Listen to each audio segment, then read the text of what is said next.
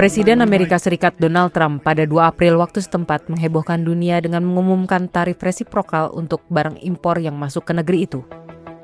Indonesia tidak luput dari kebijakan ini karena Trump memberlakukan tarif 32% ke negara kita. Sebenarnya bagaimana AS menghitung tarif baru ini? Trump lewat perintah eksekutif atau executive order mengatur impor dengan tarif resiprokal. AS beralasan perlu memperbaiki sistem perdagangan negara itu. Tarif adalah bentuk pajak yang dikenakan pada barang atau jasa yang diimpor dari negara lain. Perusahaan yang membawa barang asing ke suatu negara harus membayar pajak ke pemerintah setempat.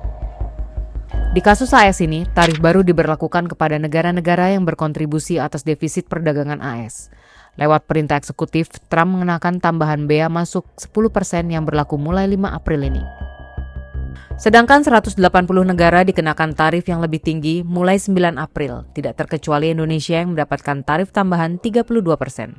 Di mata AS, Indonesia mengenakan tarif hingga 64% terhadap produk AS.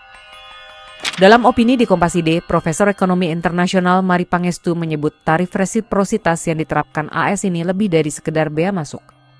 Hambatan perdagangan yang dianggap tidak adil terhadap ekspor dan investasi AS juga dihitung sebagai bagian dari tarif. AS menghitung besaran tarif dengan fokus pada defisit perdagangan. Selisih rata-rata bea masuk AS dan Indonesia hanya 4,2%. Bea masuk Indonesia terhadap impor AS 8,6%, sedangkan bea masuk AS terhadap impor Indonesia 4,2%. Tarif 64% dari Indonesia seperti yang disebut AS berdasarkan defisit perdagangan Indonesia dengan AS dibagi impor AS dari Indonesia. Adapun tarif baru yang diberlakukan Trump ke Indonesia merupakan 50% dari tarif 64% yang diberlakukan Indonesia berdasarkan hitungan negara itu. Selama ini produk Indonesia dikenakan tarif impor sekitar 10% di AS. Sebagai mitra dagang bilateral terbesar, AS merupakan pemasok valuta asing terbesar yang menyumbang surplus perdagangan 16,8 miliar dolar AS ke Indonesia pada 2024. Hampir semua ekspor komoditas utama Indonesia ke AS meningkat pada 2024. Sebagian besar ekspor barang Indonesia ke AS adalah produk manufaktur dan bukan komoditas mentah. Adapun komoditas ekspor utama Indonesia ke AS antara lain tekstil, pakaian, dan alas kaki. Ketiganya menyumbang sekitar 27,5% dari total ekspor Indonesia ke Amerika Serikat.